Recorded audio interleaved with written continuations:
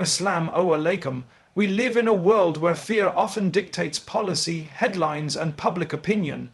But if we pause and look deeper, we'll find that what we fear most is usually what we understand least. When we talk about fear between nations, it's not always about weapons or armies. Sometimes it's about something far more powerful, unshakable belief, identity, and legacy. Iran is a name that echoes across international news with tension and caution. It's often framed as a threat, a danger, something to be controlled. But if we listen beyond the noise, we may ask what exactly is being feared. Is it oil? Is it politics? Or is it something that cannot be invaded, sanctioned, or bought? Self-respect, dignity, and faith. The real strength of a people cannot be found in the height of their walls or the size of their fleets. It lies in their ability to endure, to stand up in the face of adversity, and to remain grounded in who they are. And when a nation holds onto its spiritual backbone, when it refuses to let go of its values, even when isolated, demonized, or attacked, that's when it becomes powerful in a way that's difficult to define, yet impossible to defeat. The US, like many global powers, is not necessarily afraid of destruction from Iran. It's afraid of disruption, disruption of narratives, disruption of control, disruption of the expected submission. There is a discomfort when someone dares to walk a different path and doesn't seek validation from the powerful. That discomfort grows when that path is walked not with pride, but with humility, not with arrogance, but with unwavering belief in a higher purpose. Fear is a mirror. What we fear in others often reveals something about ourselves. And maybe, just maybe, the fear of Iran reflects a deeper insecurity about the weakening hold over a world that's waking up, where people are beginning to define strength not as domination, but as perseverance. When you see a country kneeling in prayer while the world points fingers, you see a different kind of power, one that can't be sanctioned, one that can't be dismantled by propaganda or force, one that grows in silence, in sacrifice, in truth. And it teaches us something. That power is not the loudest voice in the room. It is the voice that refuses to go quiet. We've been taught to chase comfort, but some choose to walk through fire for a reason greater than themselves. That's the kind of strength that builds generations. That's the kind of courage that doesn't come from strategy, but from spirit. So the question isn't really, why is one nation feared by another? The question is, what happens when a people fear nothing but their creator? That's where true freedom begins, and it's the kind of freedom that shakes thrones. Let's not fear what we don't understand. Let's seek to understand what we've been told to fear, because in doing so, we don't just find the truth about others, we find the truth within ourselves. Fear is a complicated thing. It's rarely about what we see on the surface. Often it goes deeper into the stories we've been told, the history we've inherited, and the insecurities we carry. When nations fear other nations, we tend to focus on things like military power, economic strength, or political threats. But more often than not, the root of that fear is something less obvious and far more uncomfortable. It's the fear of something that cannot be colonized or conquered. It's the fear of an identity that cannot be erased. It's the fear of a belief system so deeply rooted that no amount of pressure, isolation, or manipulation can shake it. This kind of fear, when one country becomes wary of another, is not about missiles or weapons, but about meaning and conviction. That's why the idea that the U.S. fears Iran more than any other nation carries weight, not because of brute force, but because of what Iran represents to a world that has long demanded conformity. When a people are deeply grounded in their identity, in their faith, and in their purpose, they become unpredictable not because they are unstable, but because they are unshakable. That unpredictability causes discomfort for powers that are used to dictating the terms of engagement. The strongest fear does not come from those who raise their voices loudest, but from those who speak with calm certainty, who do not flinch when threatened, who do not abandon their values when offered reward. Iran's foundation is not simply political, it is spiritual, and this spiritual foundation is precisely what causes anxiety in those who operate in a system that thrives on moral flexibility and strategic convenience. In a world where truth is often treated as relative, where values are negotiable, and where loyalties shift with financial interest, the presence of a people who refuse to bow to those norms stands out. It's not just different, it's confronting. It forces uncomfortable questions. What do we really believe in? What are we willing to sacrifice for our principles? What defines us when everything around us collapses? These are the kinds of questions that a nation deeply anchored in its identity provokes. And they are the kinds of questions that are rarely welcomed by those who profit from confusion, distraction, and fear itself. The power of unwavering belief is not just symbolic. It becomes a model, an example for others who feel oppressed, abandoned, or unsure of their path. It says to them, you can survive, you can resist, you can hold on. That's what creates fear in the minds of global empires. Not the immediate threat of war or loss of territory, but the ripple effect of influence, how one people's resilience can ignite resilience in others. How one nation's refusal to conform can inspire others to break free. This is how narratives begin to shift, not through revolutions that destroy, but through convictions that endure. And when a nation is feared not for its firepower, but for its inner fire, then you begin to see how powerful belief can be. This doesn't mean that Iran is perfect or without flaws. No nation is. But it does mean that its foundation is different. It operates on a different frequency. It speaks a different language, not always literally, but spiritually. And in a world where so many are desperate to be understood and accepted, it dares to be misunderstood. It dares to be disliked, because its goal is not to win approval, but to remain faithful. And that, in itself, is a kind of fearlessness that terrifies those who operate through coercion and reward. Fear also comes from lack of control, when the U.S. or any other power cannot predict how another nation will behave, cannot manipulate its economy or its decisions, cannot break its will. The fear becomes existential. What if more nations followed this path? What if more leaders chose principle over profit? What if more people rejected the illusion of power and embraced the reality of purpose? These are destabilizing questions for systems built on dominance. And when the answer to those questions comes in the form of a country that simply refuses to fold, refuses to forget, refuses to be reshaped in someone else's image, it becomes deeply unsettling. There's a kind of dignity that comes with spiritual clarity. It doesn't need to be loud, it doesn't need to seek revenge, it simply refuses to disappear, and that refusal is power. Because no matter how much pressure is applied economically, diplomatically, even militarily, that clarity doesn't fade. It doesn't bend, it may struggle, it may suffer, but it does not vanish. That's the hidden truth behind fear. It's not about who can cause the most damage, it's about who cannot be moved, who cannot be bought, who cannot be silenced. In the story of nations, the most feared are not always the most aggressive. Sometimes they are the most devoted, because devotion confuses systems that rely on selfishness. Systems that expect everyone to act in their own interest don't know what to do when someone acts in service of a higher truth. They can't calculate that, they can't forecast that, and so they label it irrational, extreme, dangerous, when in reality it is simply principled. There's a lesson in this for all of us, that when we stand rooted in faith, in truth, in identity, we become more than individuals. We become part of a legacy that transcends time and circumstance. That kind of grounding doesn't just resist fear, it redefines it. Because it shows the world that the most powerful thing we can be is sincere, and in sincerity we are not easily shaken. In sincerity we are not easily misled, and in sincerity we are not easily defeated. This is why the fear exists, not because one nation is destined to destroy another, but because one nation refuses to be destroyed by lies, by manipulation, by worldly temptation. That resistance is spiritual. That strength is internal, and that fear is not just political. It is existential, because when faith becomes the compass, no power on earth can change the direction, and that, more than any weapon, is what the world struggles to confront. Iran is often viewed through the narrow lens of politics and power struggles.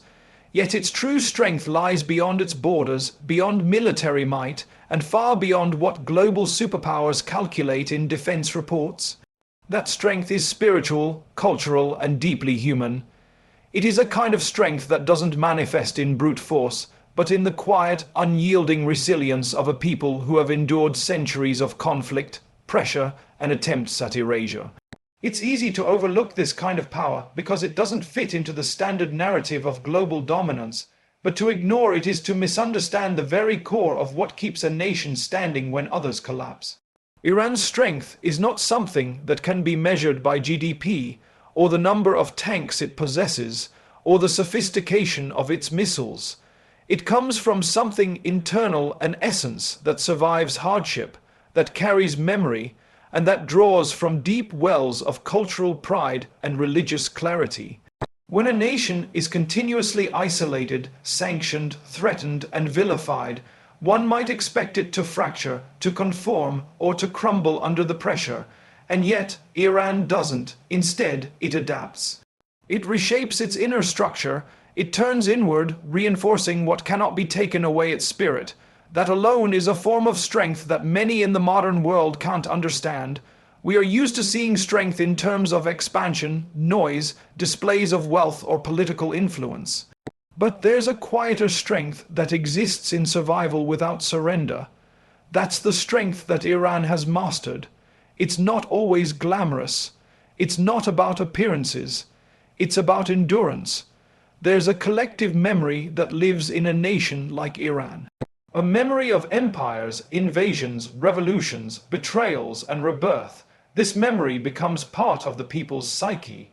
It becomes a kind of living history that informs decisions, behaviors, and beliefs.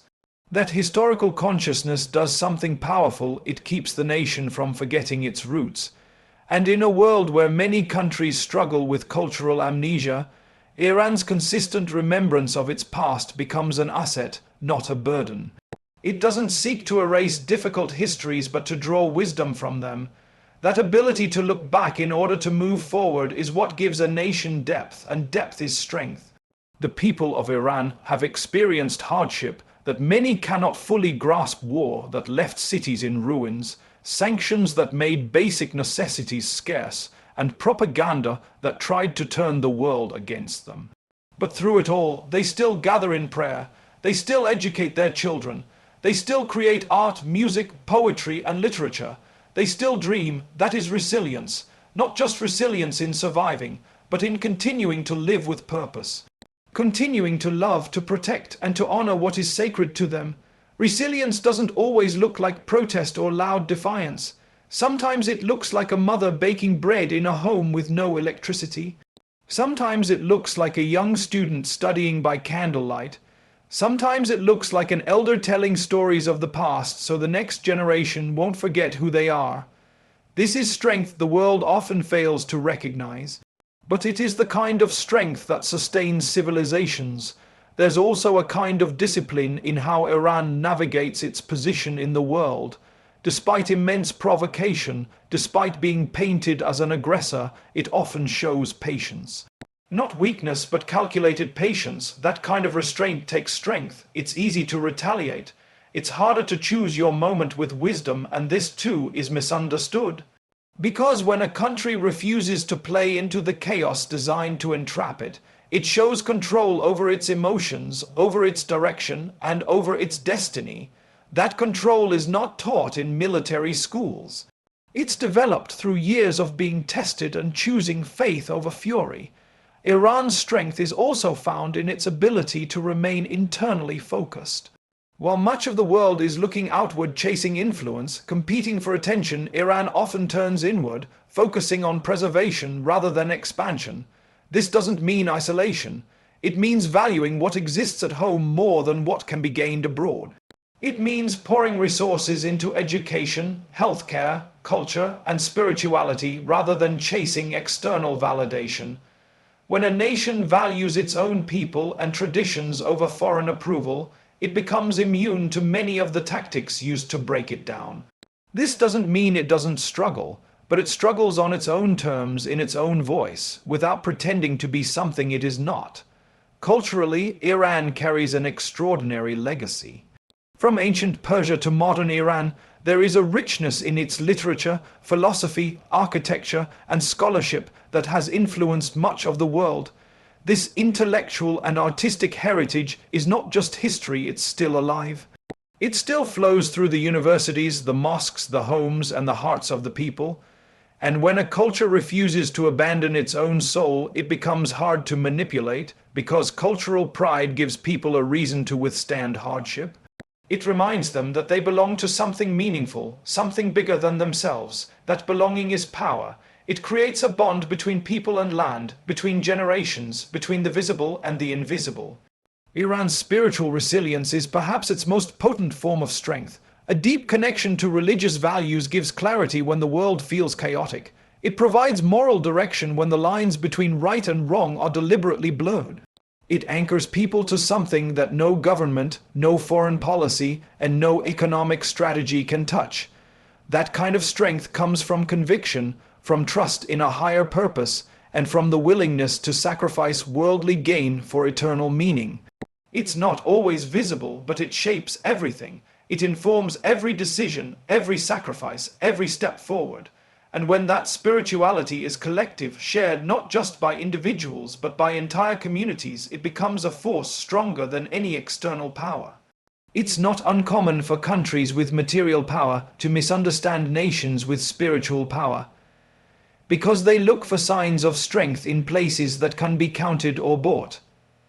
But spiritual strength is not transactional. It doesn't seek reward. It doesn't conform to trends. It stands alone when needed, and that solitude is not loneliness, it's discipline. Iran's refusal to compromise its beliefs for the sake of political ease is a reflection of that spiritual discipline. And it sends a message that power is not about controlling others, but about mastering yourself. All of this is what makes Iran difficult to defeat, because what you cannot understand, you cannot fully control. And what you cannot control, you begin to fear. That fear is not a compliment, it's a sign of confusion. It's the realization that there is a kind of strength that lies beyond the reach of influence or strategy. And that strength is woven into the very fabric of a people who have chosen resilience over revenge, meaning over materialism, and identity over imitation. The narrative we are told about other nations is rarely just about facts. It's more often a reflection of what we fear, what we want to protect, and what we don't want to question about ourselves. When a country like Iran is consistently portrayed as dangerous or unstable, it's worth asking not just what's being said, but why it's being said that way. Stories are not neutral. They're built with intent, and sometimes they are constructed to distract us from uncomfortable truths closer to home. The fear being projected onto another nation may not be about that nation at all. It may be a mirror, reflecting what lies within the ones doing the fearing. When you look closely, the way Iran is framed in global discourse often says more about the storytellers than the subject. Why is a nation that has not invaded another country in modern history portrayed as the greatest threat to peace? Why is its insistence on sovereignty treated as aggression? Why is its spiritual clarity framed as extremism? These are not questions rooted in geopolitics alone.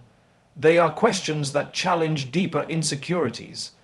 Because when a nation chooses to stand on its own, to reject the idea that it must behave like the rest of the world to be accepted, it causes discomfort. And when it refuses to participate in a system that prioritizes power over principle, it becomes the villain in someone else's story. This discomfort often stems from an inability to understand a different framework. The Western model of success is based on influence, wealth, and control.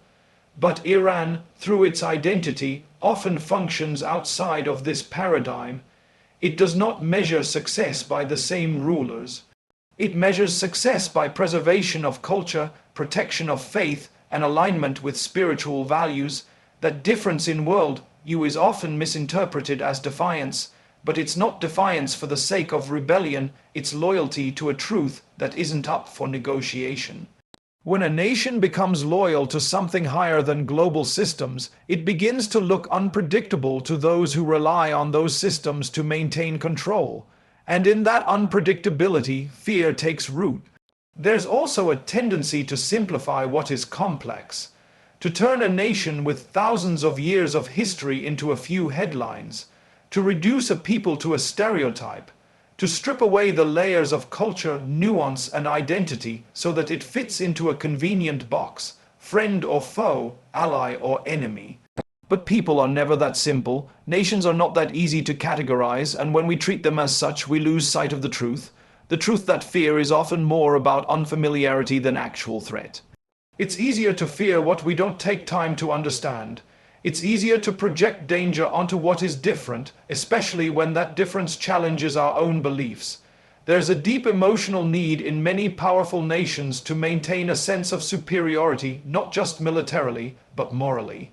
To see themselves as protectors of freedom, peace, and progress. So when another country thrives under a different set of values, it creates a kind of identity crisis. It forces the question, is there another way to live?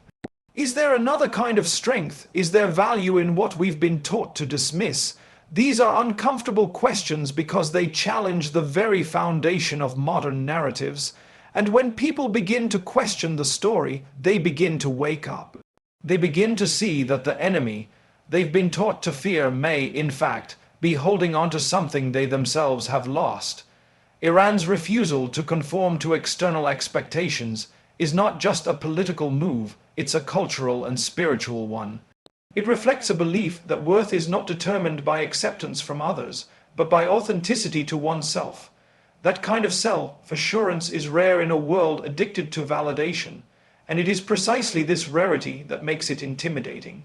Not because it poses a physical threat, but because it offers an alternative. And alternatives are dangerous to systems that rely on uniformity to survive. When people see an alternative working, when they see resilience, strength, and dignity in the face of global pressure, they begin to wonder what else is possible. They begin to question the script. The fear surrounding Iran also comes from its ability to inspire beyond its borders. Its spiritual voice does not stop at its physical boundaries. It resonates with communities around the world who feel marginalized, oppressed, or disconnected from their own traditions. It becomes a symbol not of nationalism, but of resistance against a world that demands spiritual compromise. That symbolism is powerful, and power that comes from belief is harder to control than power that comes from bullets. Because belief cannot be taken by force, it must be surrendered willingly, and when a nation refuses to surrender its beliefs, it becomes an example others might follow. That potential for influence, rooted in authenticity rather than strategy, is what causes fear, because it disrupts the established order. There's also a psychological element to how fear is constructed. When the public is constantly exposed to images and language that depict a nation as threatening, over time that becomes internalized. People stop asking questions, they stop seeking the truth. They accept the story they've been given because it's familiar, and because challenging it would require them to rethink too much. This passive acceptance creates an environment where fear is no longer questioned, it becomes assumed. And when fear becomes assumed, truth becomes irrelevant. That's the real danger, not the nation being feared, but the mind that has stopped searching for understanding. Iran, in its complexity, is not easy to summarize. It is not perfect, nor is it free from internal challenges, but what it represents goes far beyond its political decisions. It represents a living memory of dignity, a refusal to forget, a deep, often quiet, insistence that faith and culture are not luxuries to be traded for comfort or acceptance. That insistence threatens those who have built their stability on forgetfulness, on the erasure of their own roots in exchange for global approval. And when a people are reminded that it's possible to live without surrendering who they are, the system begins to shake. This is why narratives are crafted with such precision, because the story must remain intact. The story that says there is only one right way to live, only one acceptable form of progress, only one kind of morality. When a nation breaks that story by simply being itself and enduring the consequences with grace, it becomes more powerful than any army, because it doesn't need to fight to make a statement. Its very existence makes the statement. That strength comes not from force but from truth, and truth, when it stands tall, does not need to shout. The real question then is not why certain nations are feared. The real question is who controls the fear and what that fear is trying to protect. Often the fear is not about the other at all, it's about what that other reveals about us, and in that revelation lies the most profound kind of strength, a strength that doesn't just survive the narrative but rewrites it entirely. True courage is often mistaken for loudness, aggression, or defiance, but the most powerful form of courage is quiet. It is the act of standing firm in your values, especially when everything around you demands that you abandon them. It is not performative. It is not rooted in ego or pride. It is rooted in sincerity, in purpose, and in the belief that doing what is right matters more than winning, more than being liked, and more than being safe. When a person or a nation holds on to its values under pressure, ridicule, or threat, that is courage in its purest form. And in today's world, where values are often traded for convenience, comfort, or power, such courage becomes not only rare but revolutionary. We are surrounded by a culture that constantly shifts. What is acceptable today may be condemned tomorrow. What is praised in one place may be mocked in another. In such a world, it becomes tempting to let go of fixed principles, to adjust ourselves so that we may belong, be accepted, or be praised. But those who possess true courage do not change their moral compass based on what others think of them. They hold on, not because it's easy, but because it's necessary. When everything around you is unstable, the only way to stay grounded is to build your life on values that don't change with the wind. That steadiness is what defines a courageous soul. It takes a specific kind of bravery to resist the pressure to blend in. It takes strength to keep walking your path when others mock it. It takes faith to say no to comfort if comfort demands that you lie, cheat, or sell your soul. And yet, it is that very resistance that gives life meaning. There is something deeply admirable about the one who says, "Even if I stand alone, I will not abandon what I believe is right." That kind of stance doesn't come from arrogance, it comes from clarity. It comes from a deep internal place where values are not just words, but a way of life. And when values become a way of life, they become unshakable even in storms. The challenge is not only in external opposition. The greater challenge is often internal. It's the voice that whispers, "Why make your life harder? Just go with the flow." It's the temptation to compromise just a little, to bend the truth, to stay silent when you should speak. True courage is found in the decision to face that inner voice and say, "No, I will not take the easy path." It is the strength to be uncomfortable in the name of integrity, to feel the weight of being different and still carry it with grace, to look at the faces of those who misunderstand you and not return their misunderstanding with hate, but with a calm that says, "I don't need your approval to stay loyal to my principles." This kind of courage can be seen in individuals, in communities, and in entire nations. It is the courage to walk a different path without seeking applause. It is the courage to protect your values when everyone around you has sold theirs for acceptance or power. And it is the courage to accept the consequences of being faithful to something greater than yourself. Those consequences may come in the form of isolation, loss, or rejection, but the courageous understand that what they gain is far greater than what they lose. They gain self-respect, they gain clarity, they gain peace that no worldly reward can replace. We often associate courage with action, with dramatic gestures, with changing the world. But real courage is just as often found in stillness, in not reacting when provoked, in not compromising when tempted, in not responding with bitterness when hurt. This is not passive weakness, it is deliberate strength. It is choosing to be a rock in a river that never stops trying to wear you down. And it is knowing that being a rock doesn't mean you don't feel the force of the water. It means you have chosen not to let it move you. In the context of world affairs, when a nation decides to stay true to its principles, when it refuses to be bribed, bullied, or silenced, it becomes a mirror that reflects the moral emptiness of those who have abandoned their own values. That mirror is uncomfortable. It forces others to confront what they have become, and in many cases they will lash out, trying to shatter that mirror. They will label, isolate, and even try to destroy what they don't want to see. But the courageous do not shatter. They absorb the blows not with weakness, but with the strength that comes from being rooted in something deeper than fear. There is also a deep sense of peace that comes with this kind of courage. When you no longer chase validation, when you stop fearing disapproval, when you let go of the need to be understood by those who do not share your values, you become free. And in that freedom there is power. Because you are no longer controlled by the opinions of others, you are no longer swayed by every threat or every temptation.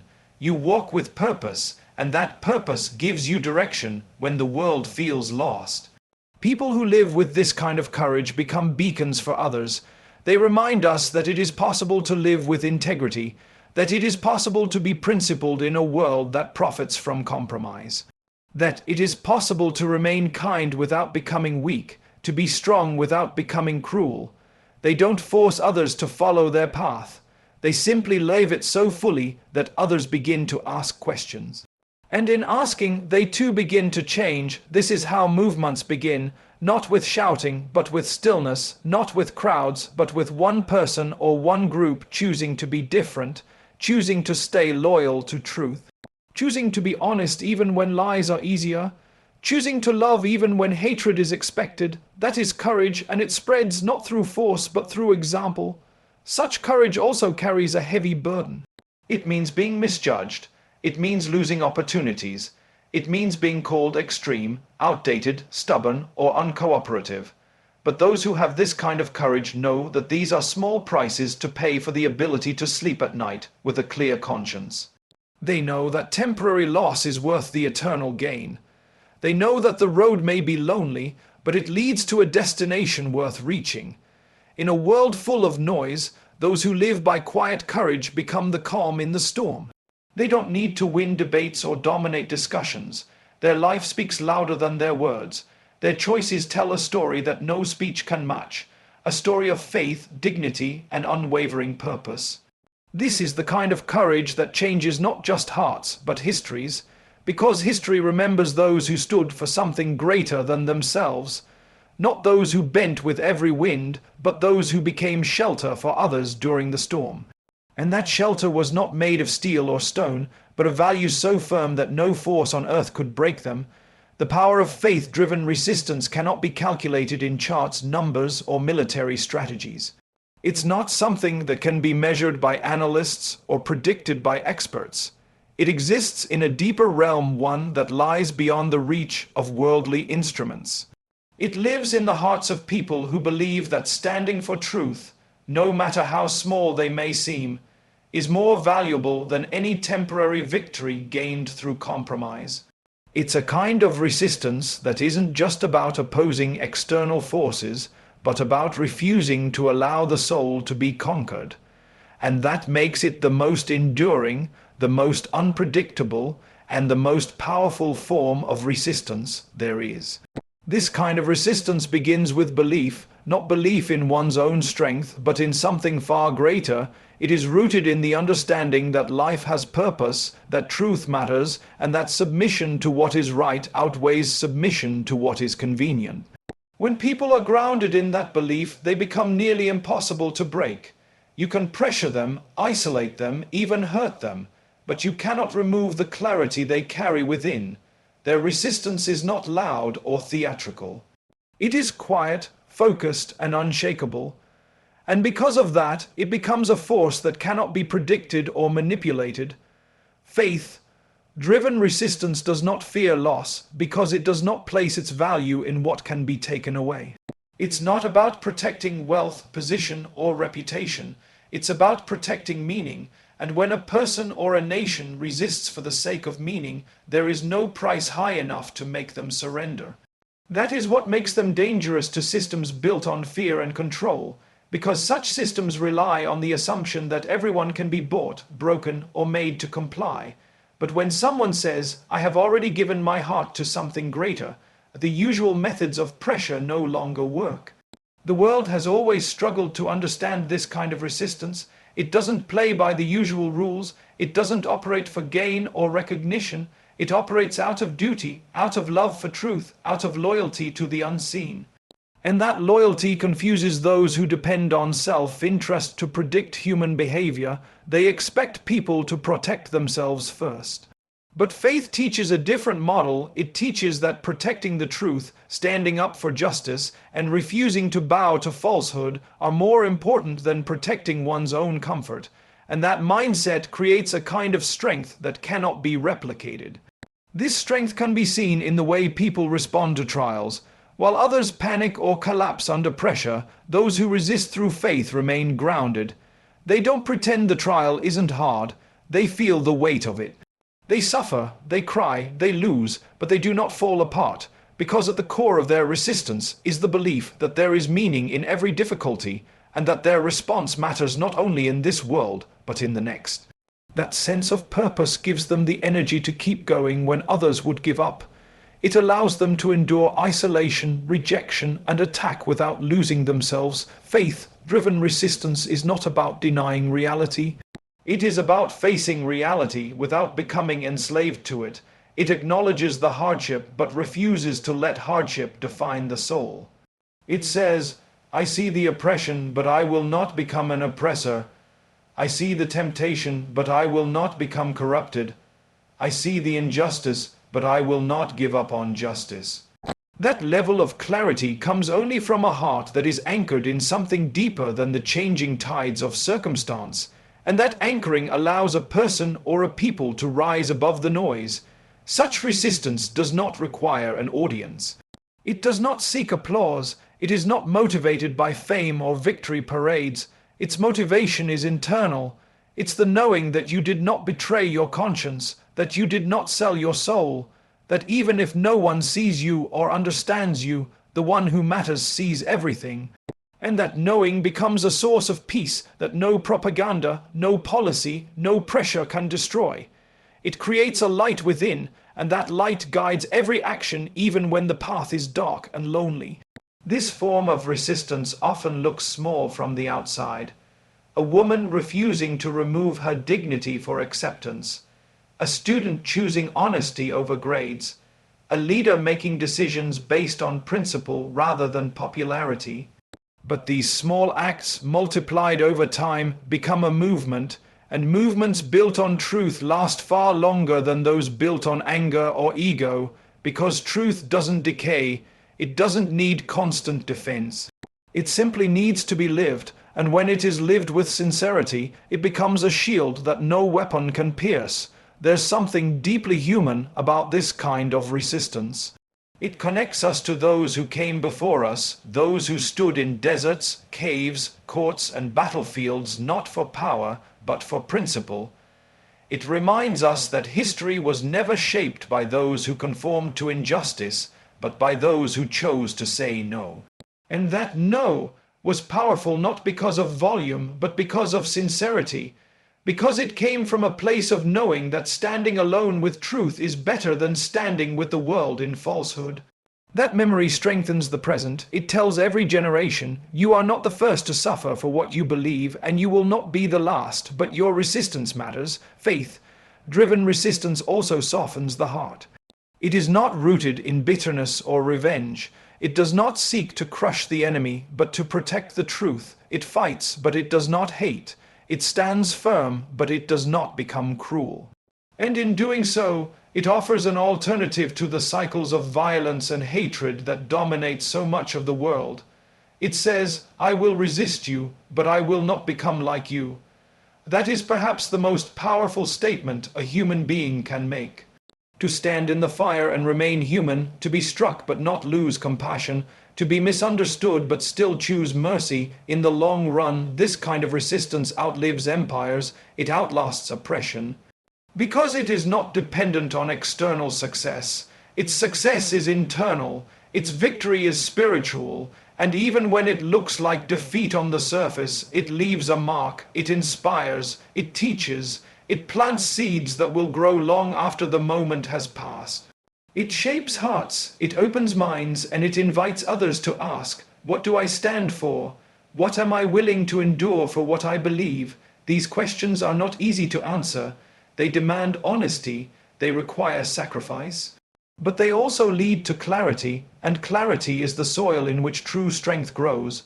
When we resist with faith, we stop living reactively and start living intentionally.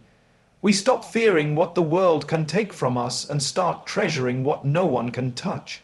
And that shift changes everything. Faith-driven resistance is not a strategy, it is a way of life. It is choosing again and again to be loyal to what is right, even when it costs everything. It is walking forward with open eyes, not because the road is easy, but because the destination is worth it. And when enough people walk that path, not even the strongest walls can keep the truth from rising. In a world filled with noise, confusion, and shifting standards, the greatest strength we can hold on to is the strength of truth and unwavering belief. The kind of resistance that is born from faith does not rely on numbers or noise. It grows silently within hearts that refuse to surrender. It teaches us that real power is not in how loudly we speak, but in how firmly we stand. Every act of sincerity, every step taken with purpose, and every refusal to let go of what is right becomes a mark in history. Even when the world turns its back, those who walk with clarity walk with honor. And that honor is not given by people, it is earned through sacrifice, through dignity, and through the choice to live with meaning. Let us be among those who choose conviction over convenience and faith over fear. May we always find the strength to remain true no matter how loud the world becomes.